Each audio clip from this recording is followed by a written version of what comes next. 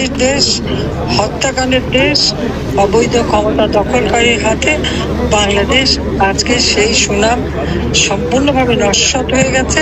বাংলাদেশ এখন ধ্বংসের পথে।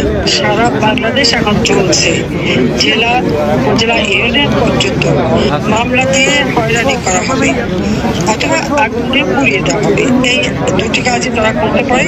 বাংলাদেশে কারো কথা বলার অধিকার নাই। কোনো সংবাদপত্র অথবা টেলিভিশন কেউ কোনো নিউজ দিতে পারবে না।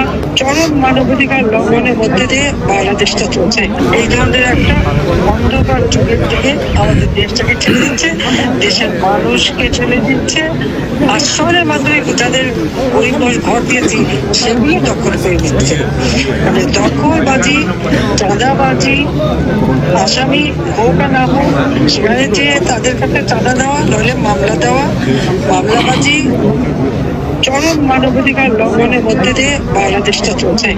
এই অবস্থা থেকে মুক্তি পাওয়াটাই হচ্ছে এখন সব থেকে বড় প্রয়োজন, দেশের মানুষকে রক্ষা করার।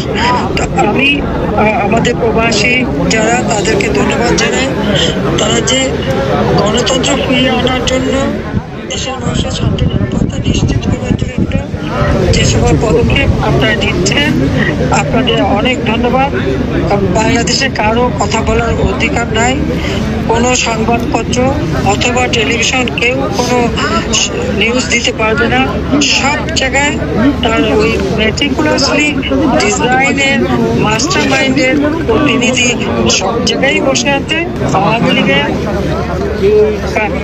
লক্ষাধিক নেতা কর্মী তাদের বাড়ি ঘর পুড়ে অঙ্গার হয়ে গেছে এবং যার ভুক্তভোগী আমাদের অনেকে প্রবাসীও। তো আমি আপনাদের সবাইকে এইটুকুই বলবো যে দেশের মানুষের জীবন মান রক্ষা করা, তাদের জীবনের শান্তি ফিরিয়ে আনা, কর্মসংস্থান ব্যবস্থা করা, দ্রব্যমূল্য নিয়ন্ত্রণ করা, ন্যায় বিচার নিশ্চিত করা, আইনের শাসন নিশ্চিত করা, এটা একান্তভাবে অপরিহার্য।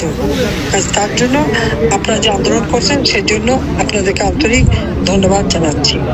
আর আন্তর্জাতিকভাবে আমার এটাই আবেদন থাকবে যে একবার ফিরে দেখুন, আওয়ামী লীগ 2009 সাল থেকে এই 24 সাল পর্যন্ত বাংলাদেশকে উন্নয়নের রোল মডেল হিসেবে বিশ্বব্যাপী প্রতিষ্ঠিত করেছিল।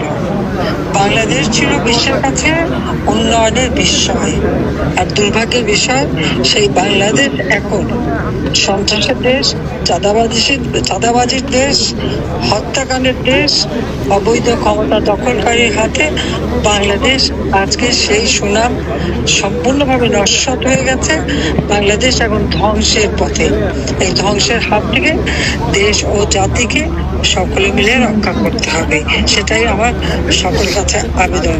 সবথেকে দুঃখের বিষয়, জাতির পিতার নাম মুছে ফেলা, তারকে অপমান করা। ওই 32 নম্বর আমাদের 2 বোনের ওই সম্পত্তি আমরা নিজেরা ভোগ করিনি, আমরা ট্রাস্ট করে জনগণকে দান করে দিয়েছিলাম। আমাদের স্বাধীনতার স্মৃতি বিজড়িত, সেটাও আগুন দিয়ে পুড়িয়ে দিয়েছে। আর আমাদের বাড়িঘর সব পুড়িয়ে লুটপাট করা হয়েছে। সারা দেশের মানুষেরই যখন সব কিছু গেছে, এটা নিয়ে আমাদের কোনো আফসোস নাই। আফসোস একটাই যে দেশটাকে সোনার বাংলা করে তোলার পথে আমরা এগিয়ে নিয়ে যাচ্ছিলাম, দ্রুততার সাথে বাংলাদেশের মানুষের জীবন বা উন্নত ছিল, কোথাও হাঁকার ছিল না, কোথাও ভিক্ষাবৃত্তি ছিল না, মানুষের জীবনে স্বস্তি ফিরেছিল, সেটাকেই নস্যাৎ করেছে। এবং সাধারণ মানুষ, সাংবাদিক, সংস্কৃতিসেবী, সংখ্যালঘু সম্প্রদায়, ব্যবসায়ী সম্প্রদায় প্রত্যেকেই আজকে জীবনে হাহাকার। দিতে হবে, এটাই আমার একমাত্র বক্তব্য। সবাইকে ধন্যবাদ জানাচ্ছি। জয় বাংলা, জয়।